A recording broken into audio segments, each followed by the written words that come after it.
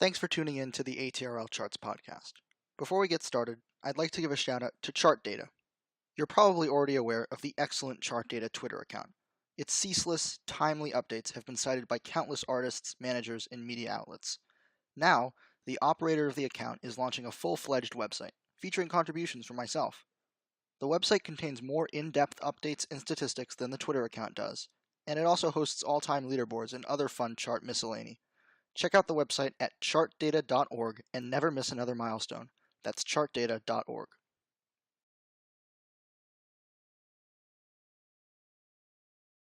Hello, everybody, and welcome to episode 15 of the ATRL Charts podcast. As always, my name is Alexander, and I am here with my co-host, Aaron. Hi, everybody. It's me, Umich from ATRL.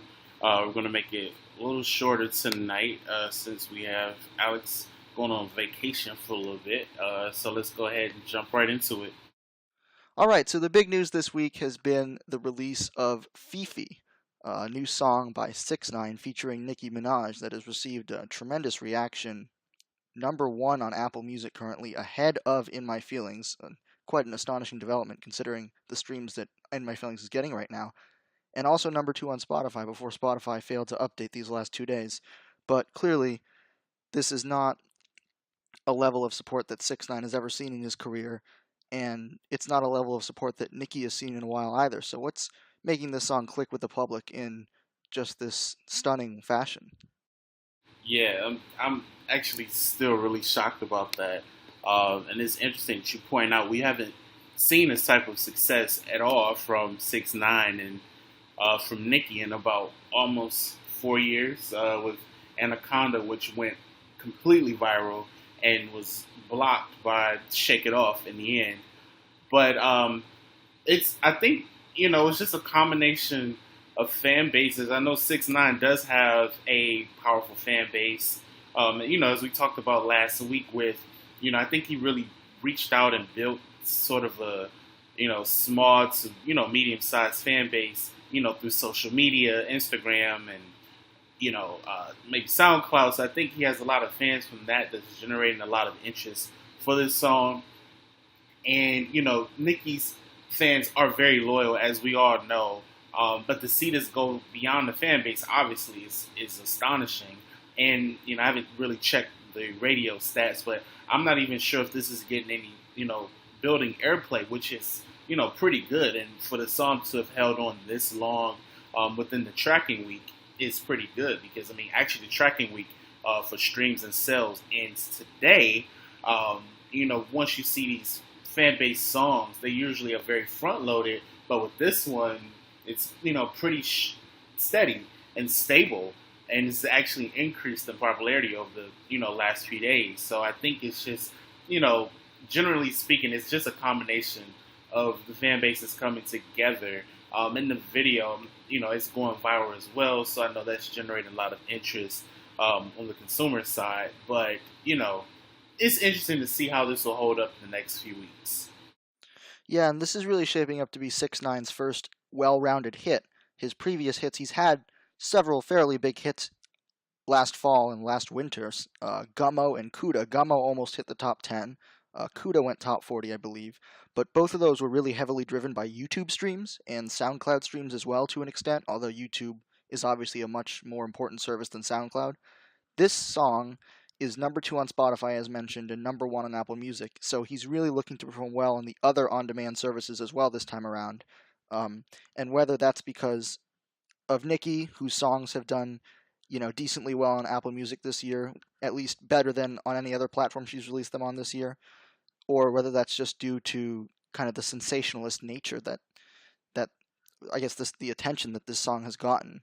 I don't know what that's due to, but it's interesting to see 6ix9ine get a more, traditional hit, because these YouTube-driven hits, they can really come out of nowhere. You've got, very quote-unquote random artists that are very unknown to the public. People like Young Boy Never Broke Again getting these kind of YouTube-driven semi-hits that chart in the top 40 of the Hot 100 for a few weeks and then fall off once their video streams collapse. And 6ix9ine has had a couple of those, but this seems to be his first real big hit.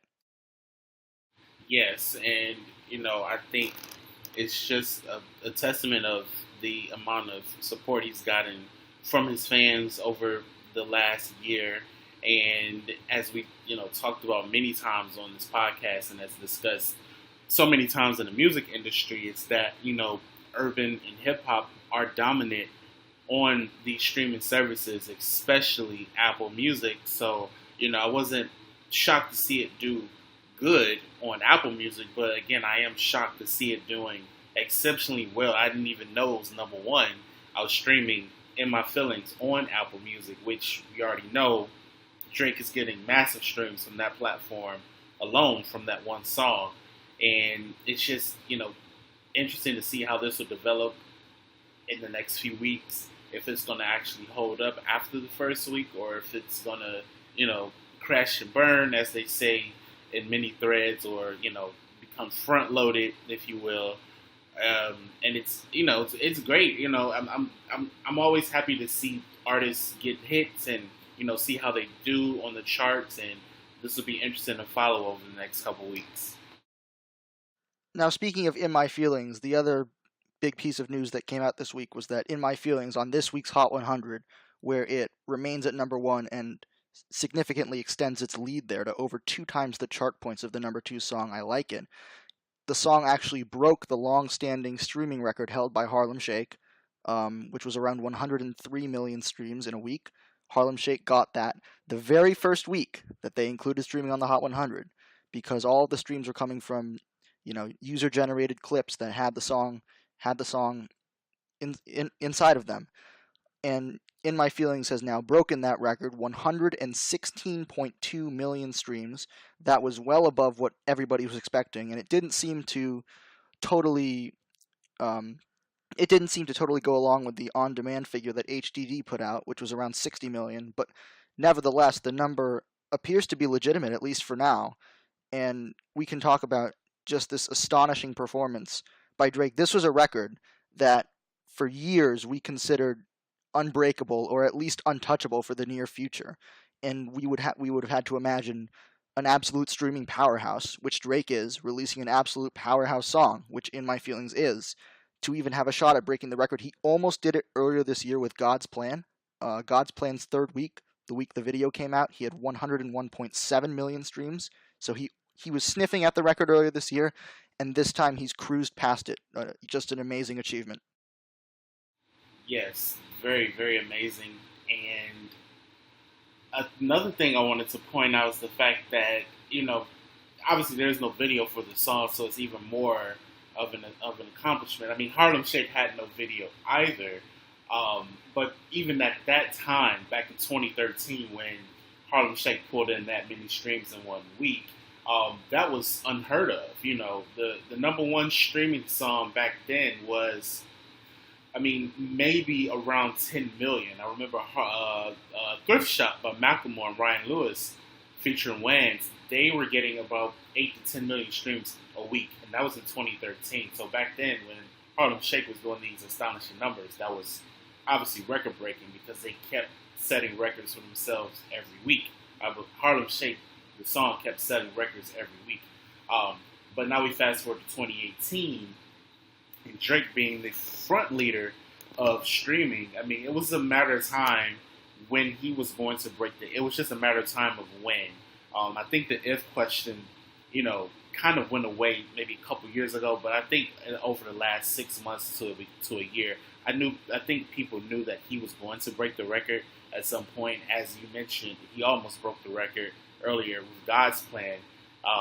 But to have this many streams for a song, under any circumstances, is very, very exceptional. And I just want to talk a little bit about the fact that people are anticipating the video is going to help the streams grow even more. I don't think that's going to be a case anymore, especially in the case with Drake, and this song is already a monster hit. I don't think the song is going to add even more streams to what it already has. But going back to, what you just mentioned earlier about the user-generated clips, I think that also played an effect into the number of streams that he got this week. And I'm not even sure how HDD works in terms of counting, just official audio, or counting that plus the user-generated clips. I think that kind of played into effect of why he got so many streams from that song. Yeah, and as far as I know, the HDD number doesn't include YouTube streams. But YouTube, and there were around, I believe, 20 something million streams that YouTube reported for In My Feelings last week. But we know that YouTube can be notoriously off when it comes to reporting these kinds of numbers, and they can be frequently inaccurate. So I would take that with a grain of salt. But I mean, that meme was everywhere on Instagram. If they if Instagram streams were counted on the Hot 100, it would have had like 300 million. It would have had something absolutely ridiculous because it really was everywhere. And to see that manifested um, in this crazy record being broken, it's just very exciting to see as a chart watcher. And one thing that Drake has always been great at is longevity. We saw it with God's Plan. Looking at the top, Billboard posted the updated list of the top 13 streaming weeks of all time, and 8 of them are God's Plan. It just shows that you can have a massive peak and also have crazy longevity. You don't have to have one or the other. And maybe it's very difficult. Of course, it's very difficult to have both at the same time. But Drake was able to do that with God's Plan, and it seems likely with In My Feelings absolutely tearing up the radio charts. I mean, as expected, when a song has a public reception like this, radio programmers pretty much have to have to listen to that and have to shoot the song up their charts. So, just an amazing record-breaking performance by In My Feelings.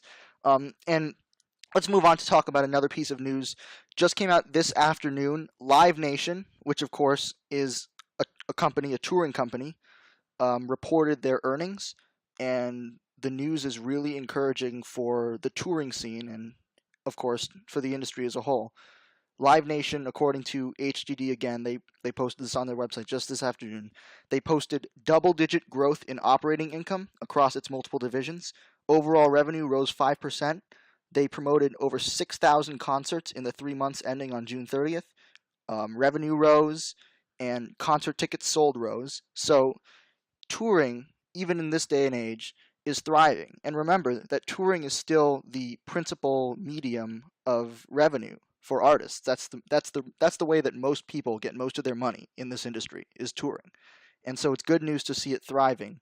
But we want to talk about why that is. I mean, why is it that live experiences still merit such attention in this day and age?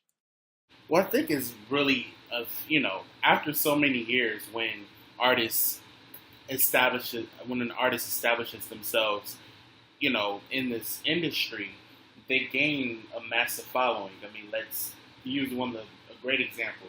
U2, they have been touring since the 80s, basically since they have been in existence.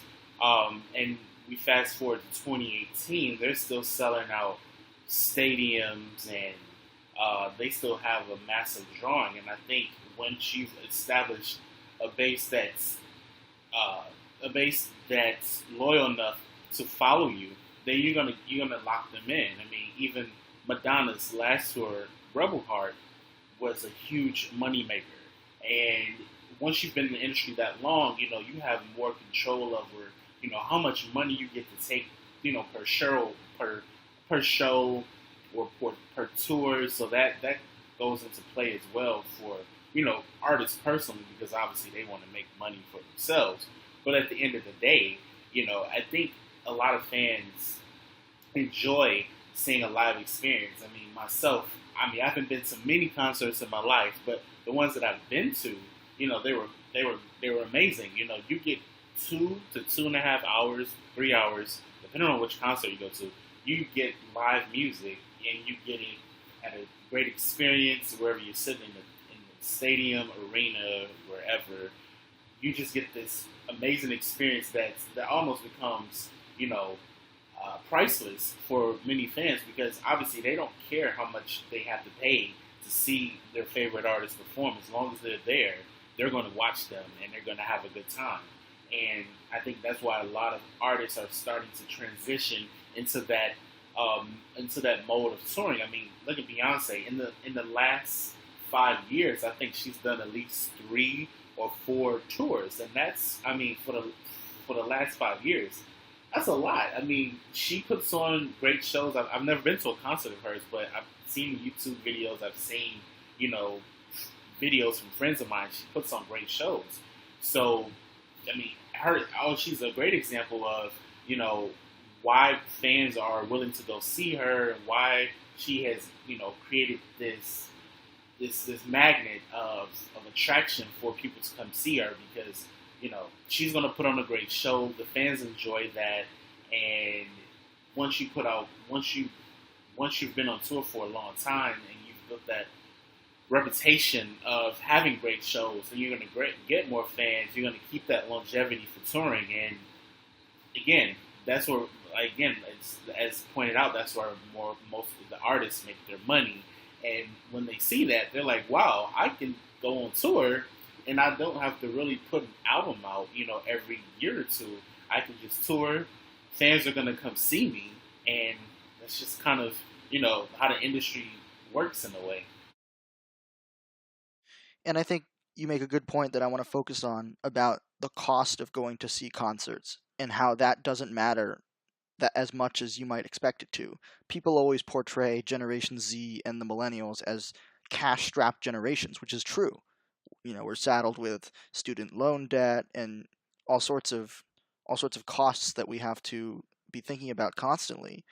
And yet, I remember a Nielsen report from several years ago talking about how millennials are actually the generation that's most willing to spend money on concert tickets.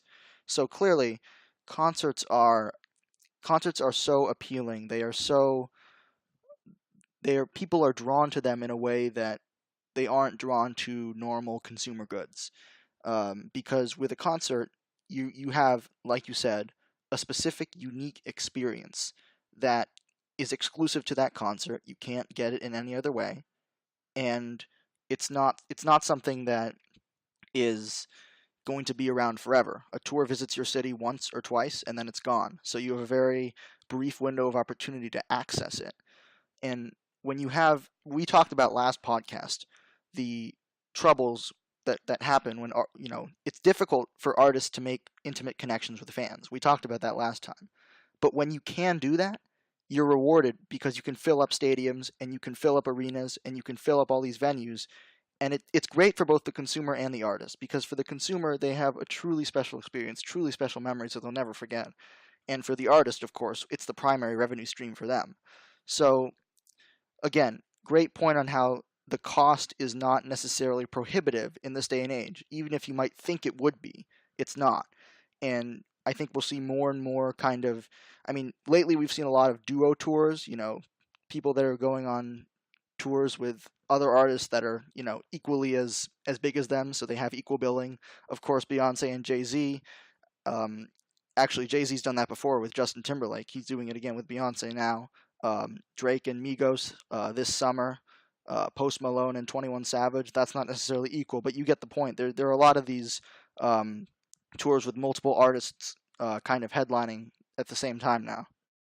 Yes, and you know, going back to the whole price thing, and you know, not caring how much people pay, you know, I mean, for example, I don't know how many people actually buy their tickets through Ticketmaster, the official tickets, site. I don't know how many people actually use Ticketmaster these days. I think a lot of people, go through third party vendors like, StubHub or any other vendor that, legitimately sells tickets, or like even Craigslist, because they just want that, the fans want the experience at a decent price and not have to come out of hard earned money. But then you also have the super fans that will pay the thousands of dollars to be just front row to see them, and that's an amazing experience as well. And then I think you also bring up a great point about joint tours, because that brings out both fan bases, and then that means more money for a show or for the whole tour combined. And for example, Jay-Z and Beyonce, they're going to be performing twice here in New Jersey next Thursday and next Friday at MetLife Stadium, which is one of the largest stadiums here in the tri-state area. And the shows are close to being sold out, so that's just kind of a testament as to the massive amounts of fans that they have, from Jay Z side and from Beyonce side, and they're just gonna get that experience. You're gonna get the full Beyonce show. You're gonna get a full Jay Z show. You're gonna get a joint show with them performing the joint songs together, and it's just great experience for everyone that's involved. Yeah, so really great to see touring continue to thrive. And I know that we are a charts podcast, but we should really be talking about touring more. It's a wonderful thing for both fans and artists, and it's great to see it continue to thrive. Now we pivot to the actual charts again, talking about, well, we had this segment on when we first started this podcast, will it go top 10? And basically what we do in this segment is we identify, 4 or 5 songs that have either just been released or are just beginning to climb the charts, and we essentially prognosticate, their futures. And we, of course, the question that we want to answer in the end is, will it go top 10?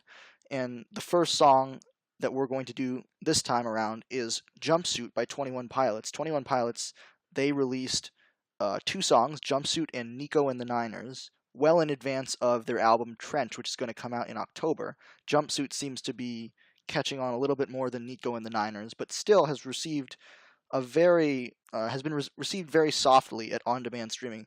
Just number 168 on Spotify, which is notable because 21 Pilots really performed well on Spotify during the Blurryface era with Stressed Out and Ride, and Heathens also did well, even though that technically wasn't part of the album. It was part of the era, and it did very well on Spotify.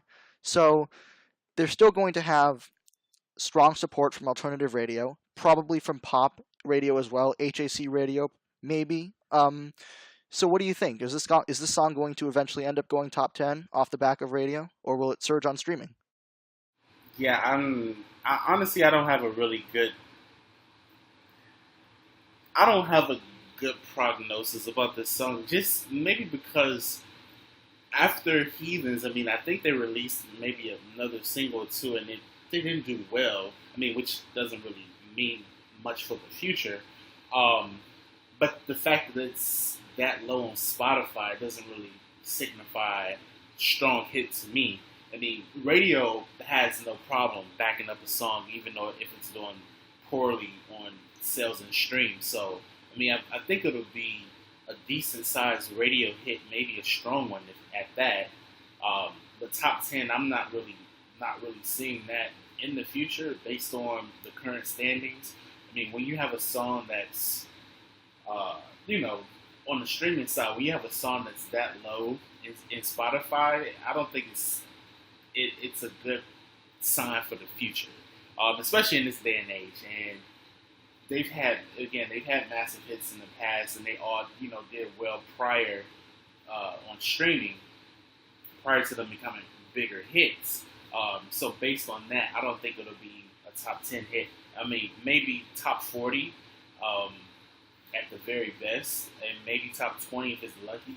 But top 10, I think will be a little bit more difficult to achieve. Yeah, and I should have mentioned it's number 50 on the Hot 100 this week in its second week, up 10 spots from its debut of number 60. And you know what I find interesting about this the most is that 21 Pilots have a passionate fan base. You would expect that for an artist like that, they would have a high debut. If nothing else, they would have a high debut. But so far, the song is performing more akin to an Imagine Dragons chart run, where you debut low and then you eventually slowly climb up and climb up and climb up and have a pretty big peak in the end because you're crossing over on radio and you're having steady sales, and then you eventually pick up on streams a little bit, but mostly it's radio and sales carrying the way for you. That's kind of the chart run that they're looking to have right now. And that's interesting because I really think they're a much more fan base driven act than Imagine Dragons is. I mean, it's almost like if you look at they have a very, I mean, they call their fans the Clique. It's a very defined fan base, almost cult-like, I would say, not in a bad way. But there's a lot of reverence for them among their fan base, a lot of respect. And so it was surprising to me to see such a relatively low debut. I mean, looking in the Spotify archives, looking at Heathens, that debuted at number 11 on Spotify. Now, Jumpsuit was in the top 40 for a few days, but it's just plummeted so quickly to 168. And you wonder if that's just because their fans know that these are essentially promo singles and are not streaming the hell out of them as they would normal singles, or if the fan base is really that lukewarm towards them. Yeah, that could be a possibility as well. And then we also have to account for the fact, because I'm not, sure on the stats of this, but I'm not sure if it's being, promoted to a lot of Spotify playlists, which, as we've talked about before, playlists are very essential as to what becomes hits in the future. So, if they're not really being actively promoted on playlists on Spotify or Apple Music, then it has very low chances. And 21 Pilots is still a group that's not that well known to the GP. I mean, I'm sorry, to the general public. Even though they've had their hits, they are not the type of music artists that everyone's gonna run to stream their song or buy their song in the first week or so, because they don't have that type of that pull. Now I'm not taking away from the fact that they don't have fans, because we obviously do, because their song went top 5 on iTunes the very first few days.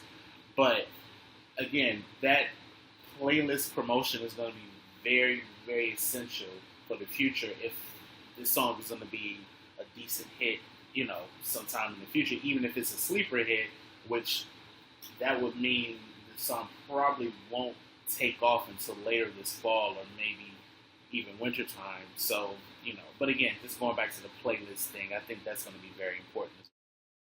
Yeah, and I just checked, and neither of the songs that they released is on today's top hits, so that is a big impediment for Jumpsuit. And I think that the timing is odd, because if you're going to release 2 promo singles this far in advance of an album, almost 5 months in advance, because their album's coming out in October, then here's the thing. You want to have a fresh new single to push around the time of the album release.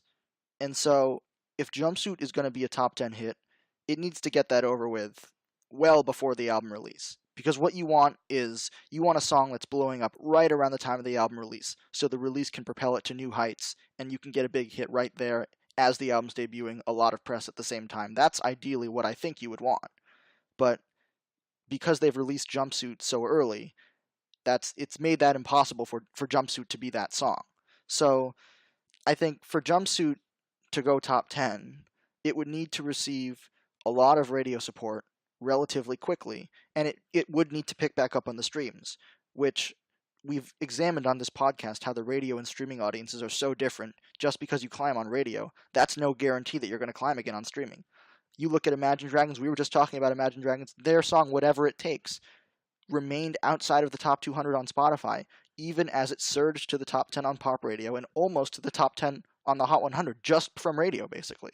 So, in conclusion, I don't think this has a good shot of being a top 10. I would say maybe a 5% chance, 5 or 10% chance that it goes top 10.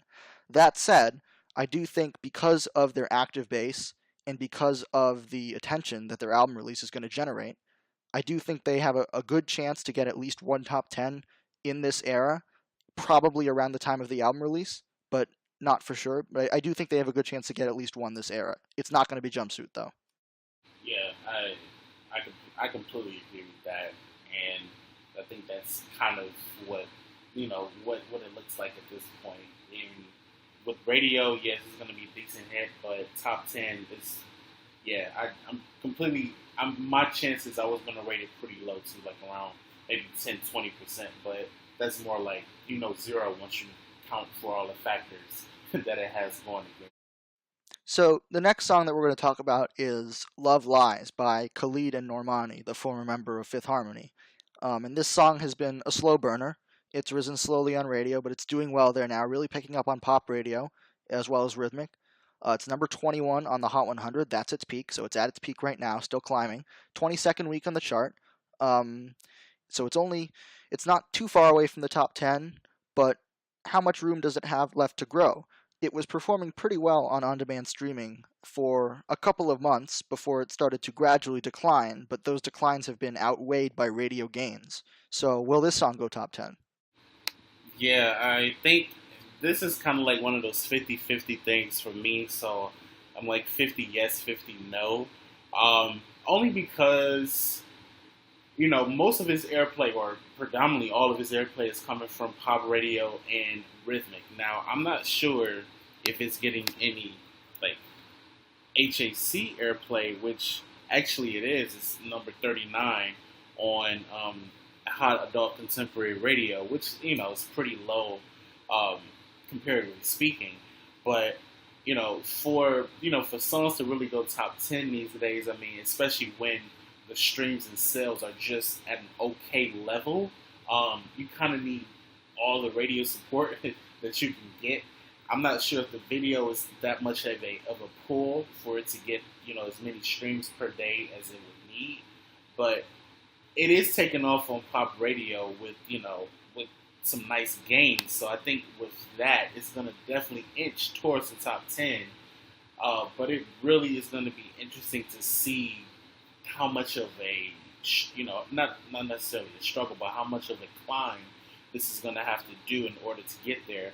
And I remember someone posting in the airplay thread that this song is actually doing very, very well on the call-outs on pop radio. And basically, if you're not sure what call-outs are, it's basically, in a nutshell, it's basically a measure of how well songs are favorable among the radio listeners. So with that being said, Love Lies is actually testing very well with those who listen to pop radio. So that's a good sign, and it kind of tells you that this song has a lot of potential to grow on pop radio, and it's doing pretty well at rhythmic radio as well. So with that being said, I think it has a chance. Like I said, it's 50-50.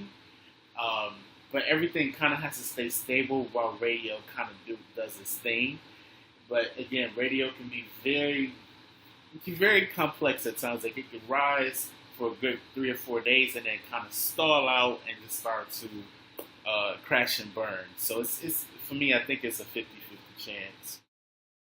Yeah, this is an interesting case, and especially because Khalid has been really one of the most promoted artists on Spotify. People call it payola all the time. I'll just say I'll leave it at that. That he's been really one of the most promoted artists on Spotify playlists over the last year and a half or so, since Location broke him out. Then with Young, Dumb and Broke, with Silence, the Marshmello collaboration that was a big hit abroad. He's really been pushed on a ton of Spotify playlists, both pop and rhythmic, to this point. And it's interesting that that might have done him in this time, because Love Lies was holding fairly steady on Spotify for quite a while upon its release. Now it's down to number 63 on the Spotify weekly chart. You look at its first 10 weeks, and I'll read them out right here. Its first 10 weeks on Spotify weekly: 11, 11, 11, 13, 11, 9, 13, 13, 13, 25. And that 25 was because of an album release, J. Cole's album release. So it was really, really steady early on, but because Khalid and Normani are not, Bruno Mars and Taylor Swift, it didn't skyrocket up the radio charts in just 10 weeks. So the problem is the streaming began to fall off a little bit. It was steady at first because of an excellent push, but it started to fall off a little bit. And radio, of course, is increasing fairly slowly. So you've got another case of the far apart peaks, the streaming peak being far apart from the radio peak. And I did check the YouTube views. The YouTube views are very light, which I'm sure that is disappointing. Khalid has been an artist that has traditionally put up very pedestrian numbers on YouTube. Location and Young, Dumb, and Broke were both fueled by on-demand streaming rather than video streaming. Love Lies, for example, so far this week in the tracking week, of course, remember that YouTube Music Insights data, that's always 2 days behind, so we only have data up to July 23rd. But the first 4 days of this tracking week, it's only got 1.7 million US views, which is quite light. For example, the number one, for context, I Like It, has 8 million views in that time frame. So it could be doing much better on YouTube. I think that as long as the deal is this, as long as radio continues to climb, there's a non-zero chance of this song going top 10. But just because of how I mean, the streaming hasn't even cratered. It's just been gradually slipping for a while now. But I think that's enough to say that it's not going to go top 10. So I would say around a 30% chance that Love Lies goes top 10. Even if it doesn't, though, it's really good news for the other members of Fifth Harmony. The fact that Normani is getting a hit like this, it's basically her first try releasing a single on her own, and it's done this well. I mean, it was originally just part of a movie soundtrack, the movie soundtrack to Love, Simon, I believe. So impressive for her, and encouraging for the other members of Fifth Harmony who I know want to embark on solo careers of their own. Of course, we've seen Camila Cabello, and of course, there are several others too. So all in all, I think if you're the manager for Normani or the manager for Khalid, I think you have to be pretty thrilled with the way that the song is performed.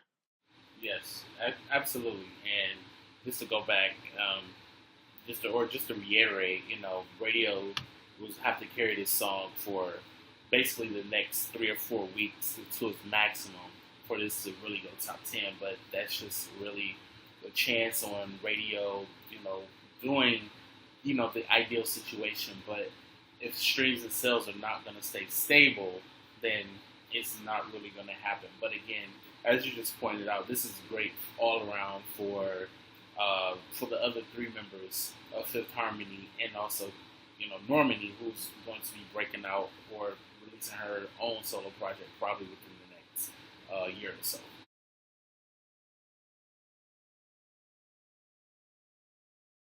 So the next two songs that we're going to kind of cover together because they're similar both in terms of their chart run and in terms of their genre.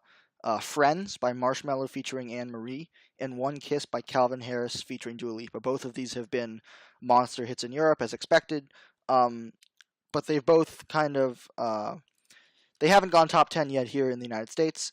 One Kiss currently at number 26 on the Hot 100 in its 15th week charting, and Friends, which has received noticeably more pop radio support, is at number 18 right now. It previously actually reached number 11, but it's actually still climbing on pop radio. It looks to be the next number one there. After Girls Like You. Girls Like You just took the number one slot from Delicate, but Friends looks to be the next number one after that.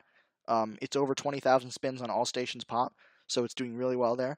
Still climbing, but in both cases, again, the on-demand streaming has just not been able to build up to the extent that the songs would be able to go top 10. So both Friends and One Kiss, do we think that they're going to end up going top 10? I'm going to say no. Probably a strong no for One Kiss, and a softer no for Friends. Only because, I mean, to be honest, I don't think any are going to go top 10. I mean, my chances will put them right below 50%. So probably in the 40, 50 range, if you will. Um, Again, I'm not seeing a lot of really strong consumer support for especially One Kiss. I mean, I think it's doing okay on the U.S. Spotify side, but in terms of overall streaming consumption, like from on-demand streaming and from YouTube and YouTube streaming, video streaming, I don't think it's doing well enough to be considered for it to go top 10. Now, I do know for Friends, that's even less of a chance, or even almost less of a chance than One Kiss. I mean, it did peak at number 11, but I think at that point, the streams and sales were pretty on point or in line with radio. But now, I don't even think Friends and I don't think Friends is really doing that well on the consumer side as well as it did when it peaked at number 11. So again, we have that disconnect between radio is doing really, really, really well on radio, but the consumption side has peaked weeks or even maybe a month or so ago. So you don't have that perfect storm where you have a number one song in sales, a number one song in streaming, and a number of songs on radio, or even like having been on the same line. This one is just disjointed altogether. So I think in that sense, Marshmello is not. I don't think it's going to go top 10. One Kiss, I don't think it's going to go top 10. Simply because at this point, Calvin Harris and Dua Lipa are two strong artists who are, well, especially Calvin Harris. He's big enough at this point that if he's going to have a hit, we would have seen that by now. I mean, he's had his own solo success. I mean, if you look at Summer 3 years ago, or 4 years ago, I'm sorry, that was a hit right off the bat. I mean, it was pretty, it connected well across the general public. It did very well in sales and streams, and it also obviously was a big radio hit. Um, but that was a song where it was just him solo. He was doing the vocals, so that pretty much proved that he was able to get a hit on his own. Um, Now we fast forward 4 years later, where we have Calvin Harris and Dua Lipa, who just came off, one of the biggest hits of the year, and they're kind of, snelling their way through the top 30. I think it's going to be more of a less chance for them going top 10 at this point. So, in summary, I think both won't hit top 10, but my chances are probably like I said before, 40 to 50% range, but maybe lower than that because of the disconnect of the consumers versus radio. Yeah, and I think this is another. I mean, the trend is so common now that artist managers have to be taking notice. I mean, unless you're a truly massive artist with lots of precedent on radio, then your song is not going to fly up the radio chart, and that's just the way it is. And you have to accept that, and you have to realize that if you peak on streaming too quickly and you burn out, then your chances to get a high peak are basically done. So I don't know what that entails in terms of strategy for promoting on Spotify, promoting on Apple Music, but what it does mean is that you can't exhaust your audience too early. Friends had plenty of weeks in the Spotify top 30 even. It spent its first 1, 2, 3, 4, 5, 6, 7, 8 weeks inside the top 30 on Spotify, but it hasn't been inside the top 50 in 2 months since May 24th.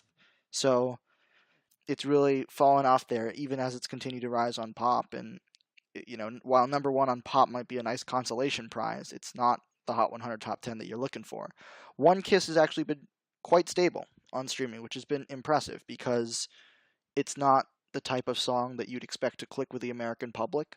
And you could argue that it hasn't really. I mean, it's really only been in the 30s and 40s on Spotify, so you could argue that it hasn't really clicked, but it at least is retaining. It's either retaining the listeners that it has, or it's consistently finding new ones.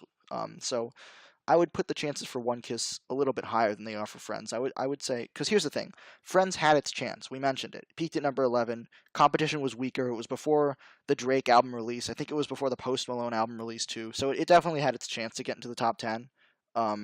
But it just missed out. Now with stronger competition and weaker streaming, it just doesn't seem likely. So I'll say 15-20% for Friends. One Kiss a little bit higher, probably around 30% again, just like with Love Lies.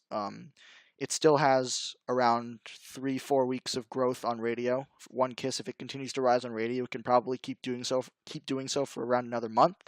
And as long as the streaming stays stable, maybe competition will weaken a little bit. Maybe one or two slots opens up in the top 10. I wouldn't be shocked if it went top 10, but I'm predicting that it doesn't. But I wouldn't be shocked if it does. So I'm going to say 30% for One Kiss. And the other song that we want to talk about is Selena Gomez's "Back to You." Now, this was part of the 13 Reasons Why soundtrack. Came out fairly recently, and just entering the top 10 on pop radio recently, the song. A decent streaming performance thus far. Not as good as we've seen from Selena in the past, but then again, that's really been the pattern of her hits lately. It Ain't Me was never truly strong on-demand streaming, but it absolutely killed it at radio, and so it did go top 10. Fetish and Bad Liar, they didn't really make a lot of waves on streaming. Back to You seems to be, in terms of the chart run at least, most similar to It Ain't Me than any of her other hits. I mean, like compared to Same Old Love or Good For You, for example. But so far, Back to You it hasn't taken off. Like, it's just had a steady climb. It hasn't had a spike in activity at all. It hasn't had many lulls. Just been a steady climb forward. Do you think it's going to end up climbing its way into the top 10? I thought so. If you'd asked me this question a month or two ago, I would have said yes without a doubt. But now my chances have lowered a lot. Just seeing how this has kind of peaked in terms of sales and streams. I mean, it's obviously going to be a big radio hit. It already is. But I think it's going to kind of suffer a fate where radio is going to be far ahead of the sales and streams, and it won't be enough for it to pull it up to the top 10. I think it's already peaked somewhere like in the 20 25 range, if I'm not mistaken. Yep, 22. Um, yeah, 22. Um, so I don't think it's going to be a top 10 hit, honestly. I mean, my chances are kind of low with this one, probably 35, 40%, maybe 45%. Um, and, this was kind of a tie in with 13 Reasons Why, which was highly anticipated back in May. And I think, it had its impact back then. But, with the Netflix exclusive, everyone's going to really watch the show within the first 3 to 4 weeks after it's been released on Netflix. So whatever promotion that this has tied in with 13 Reasons Why, then that has kind of faded out. So this song is kind of really on its own, and she's not really gonna do any like physical promotion for this song. So I think a lot of it is gonna come from the Spotify playlist, which I mean Interscope is doing a really good job with that because it's on today's top hits along with a lot of other popular playlists on Spotify. So if this isn't going to really do the trick for the streams to increase, or really spike, as you said, then its chances of going top 10 are not that great. So like I said earlier, 35 to 45% chance.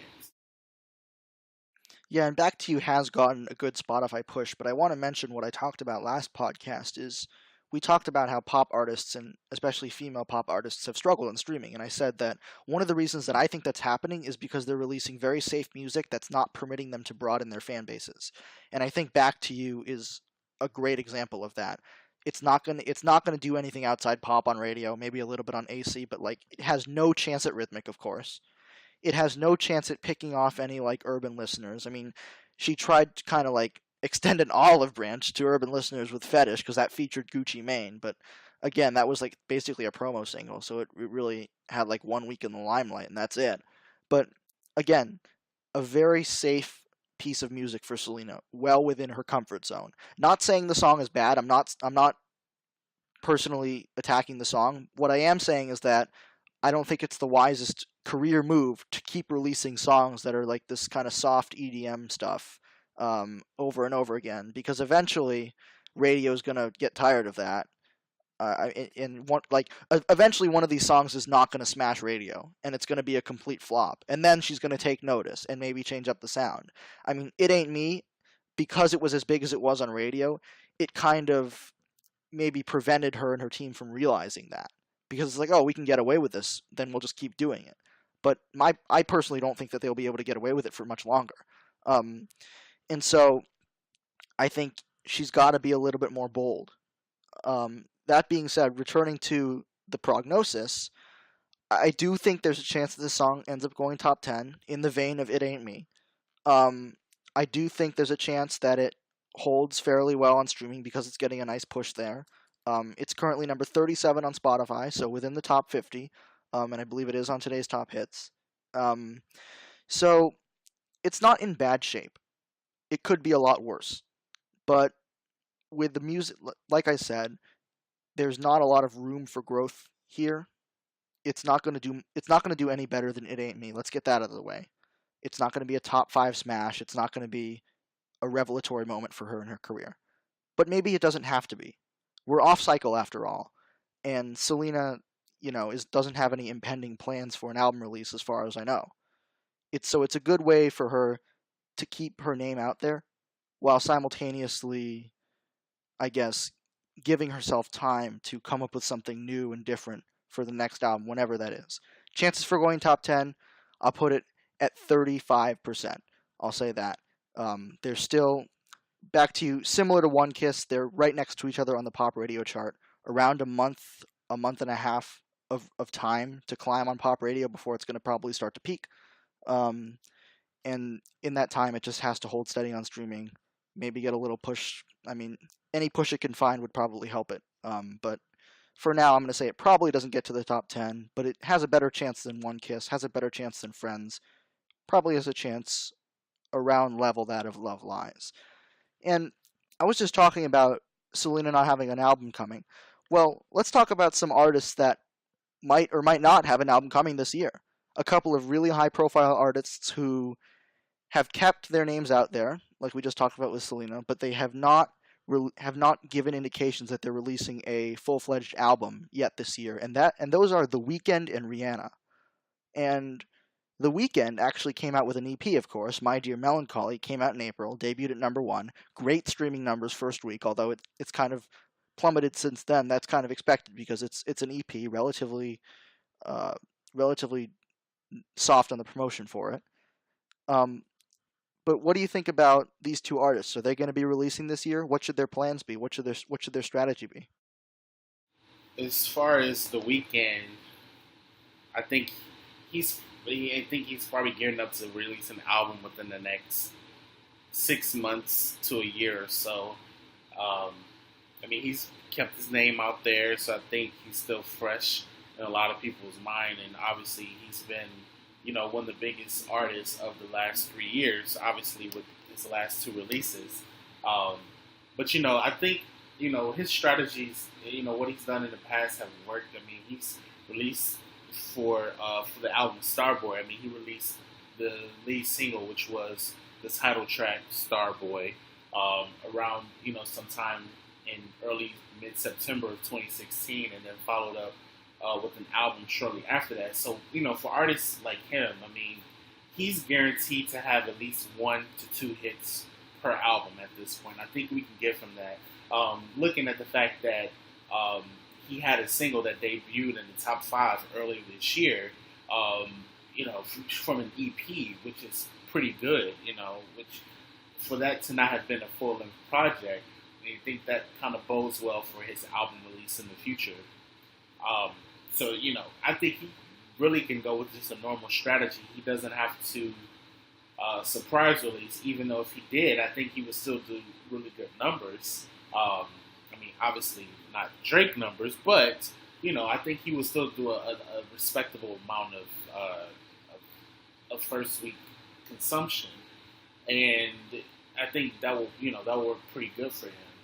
As far as Rihanna, she's been very unpredictable in the last 5 years. I mean, her last traditional release was kind of unapologetic, which was almost 6 years ago. I mean, she led with Diamonds 2 months prior to the album, and then with her between that and Anti, um, there was this whole period of, as ATRL likes to call them, buzz singles with 4 or 5 seconds, Bitch Better Have My Money, and then American Oxygen, which the latter two, didn't really do as well as 4 or 5 seconds did. However, it was kind of a period of, okay, are these going to be on the album? Are these just, throwaway singles or what? And then, she released Work, and then the album came a week after that. So, in the sense of those releases, that, with Anti and then the last 3 singles that preceded the album, or I guess preceded that era, things have been kind of non-traditional for Rihanna in the last, few years. So I don't know what's going to happen with her. I don't know if she's going to do another, 1 week surprise release like she did with Work and Anti. I don't know if she's going to do that. But again, I think, and I'm going to stick to my word, Rihanna is an artist that is immune to really flopping hard. I mean, she hasn't had a huge, massive flop in a very long time. I mean, if you want to count American Oxygen, that's great. But in the sense of her lead singles, they always have done well. Even her weakest lead single, by metrics, would be probably Russian Roulette. But that was a single that wasn't a traditional Rihanna song, and it was following the Chris Brown incident. So I don't think the world was really ready for that side of Rihanna yet, even though it still peaked at number 9. That's pretty good, following that incident and the fact that was not in her, it kind of fell a little bit to the left of her discography, if you will. But just generally speaking, I don't think she can flop. So she can put out anything and it's going to do well, just based on her name alone. but we do know that Rihanna has not only support of her own fans, but she also has the support of casual fans and the general public as well, which is always a key for longevity. So in terms of like release strategy, I honestly do not know what's gonna go on. With honestly don't know what's gonna go on with this, so it's kind of up in the air. But I do feel like something is coming from her, whether it be a lead single or some type of music within the next, probably 3 to 6 months. Yeah, a lot of interesting points. And I want to start by first noting that I think that there are a couple of advantages that both of these artists have that are relatively uncommon in today's landscape. First of all, both The Weeknd and Rihanna enjoy high name recognition, which is not easy to do in an age where there are more artists that are posting music on SoundCloud, YouTube, etc. than ever. There are more artists than ever, and I think these two still hold very high name recognition, and I think they're looked upon very favorably.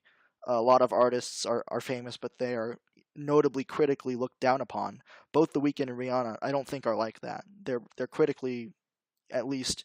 I mean, I know Starboy was kind of panned by some critics for having a lot of filler, but I think The Weeknd still generally among members of the public, at least, is held in relatively high regard, and the same goes for Rihanna. So that's an advantage that both of them have. A second advantage that I think both of them have is that they're both very well rounded. They have the ability to pull strong on demand streams, video streams, and radio airplay at the same time. I don't think that any Weekend or Rihanna single is going to end up being super front loaded on any one of the three metrics.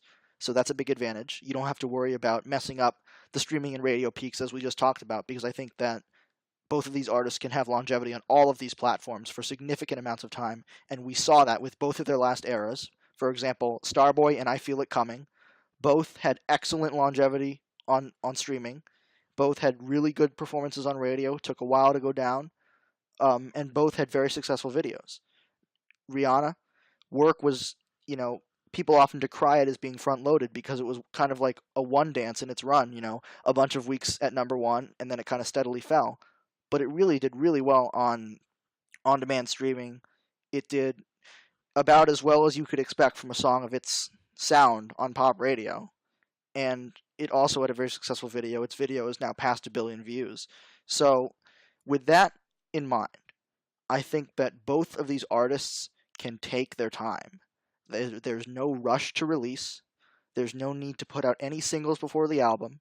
There's no need to tease. There's no need to, drum up anticipation. I do think a surprise release would work for both, but I don't think it's necessary. I think that if The Weeknd comes out this November and drops, a 16-track album without any singles beforehand, I think he'll be fine. And I think the same thing for Rihanna. Now, I think the way that these two can optimize their success, The Weeknd, he needs to really solidify his performance on on-demand streaming. Starboy was his most poppy album to date, if you want to call it that. At least it strayed further from the typical urban sound, with songs like Rockin' and False Alarm that were definitely not urban. It strayed further from the urban sound than he's strayed before. For him, I think the key is to solidify that Apple Music base, and whether that means bringing on a hip hop artist like he did. He brought on Kendrick Lamar for an album track, Sidewalks on Starboy. Maybe if he does that for a lead single. However he wants to do it, he needs to shore up that on-demand streaming base. For Rihanna, she needs to get back into the good graces of pop radio. Work, of course, like I said, did about as well as it could for a song of that sound, not very pop friendly. She needs to strike a delicate balance here between pop radio and streaming. Love on the Brain, big radio hit, weak on streaming. Why? Probably because of the sound and because it was a late era single. It was a fourth single, so it's going to be hard for it to get on demand streaming.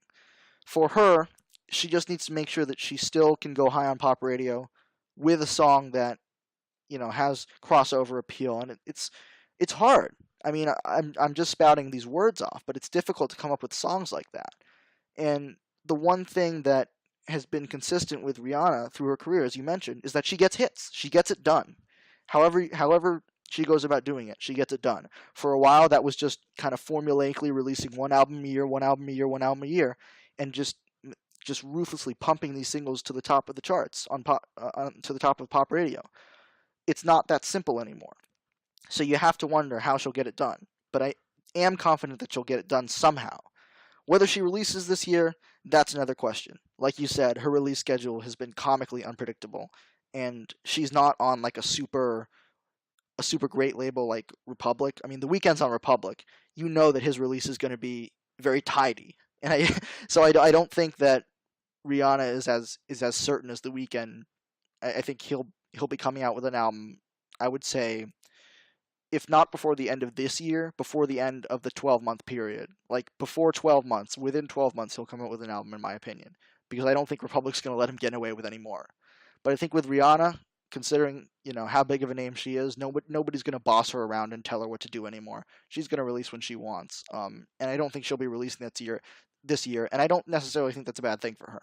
I think with Rihanna, I think you know going back to Anti, just comparing that album, that project to the last 7 projects that she's put out. I think Anti, without a doubt, was one of her most left-leaning um, albums in terms of sound because we had Work, which was a pop hit. We had Needed Me, which was a pop hit as well, and then you had Love on the Brain, which was a pop hit. Now, all 3 of those songs represented different genres. Work had the dance hall flavor to it. Needed Me was the more urban trap song, if you will, and then Love on the Brain was a very traditional R&B type sound, 1950s, 1960s type of a sound, and those are all pretty, big pop hits. So I think with that being said, I think she's not going to have that much of a problem transitioning, if you will, or trying to, I guess, find her middle ground because she's been kind of finding her middle.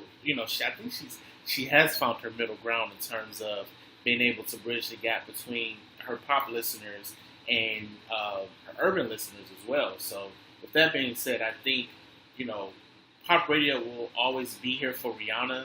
I don't think she's always going to continue to score the number one smash pop hits on radio like she used to with her other albums, but I don't think she will have that much of a problem transitioning forward with her next project. Yeah, and I think that she will be something to watch. She will be an artist to definitely watch going into next year. Even if I don't think she'll be releasing this year, I think she'll be one to keep an eye on for next year. I think she's probably the traditional quote unquote pop girl that still has the most potential remaining in this era. That we're kind of out of time. That about does it for this episode of the ATRL Charts podcast. If you have any questions for us, anything related to the music industry, um, just let us know in the thread, which will be bumped as soon as this episode is posted. That should be tonight, later tonight, July 26th. As was mentioned at the beginning, I will be going on vacation, so we probably won't be recording again until the end of the first week or the beginning of the second week of August. So we'll see you then. Thanks so much for tuning in. Thank you. Have a great one.